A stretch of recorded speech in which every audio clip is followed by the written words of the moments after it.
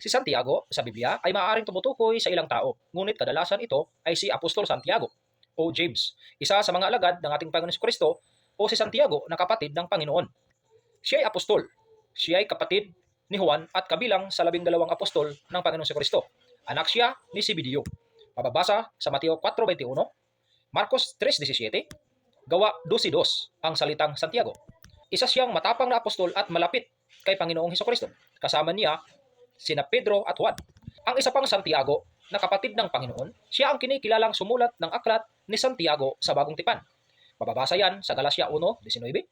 Santiago 1:1 ang salitang Santiago na alipin ng ating Diyos. Isa siyang leader ng simbahan sa Jerusalem at nagturo tungkol sa pananampalataya at gawa. Sa agham naman, sino si Santiago? Sa agham, si Santiago ay hindi siyentipiko kundi isang taong pangkasaysayan sa pananampalataya. Ngunit pinag-aralan siya sa history, archaeology, religious study. Ito po ang hamak na sorbetiro dito sa aming bayan. Maraming salamat at ingat!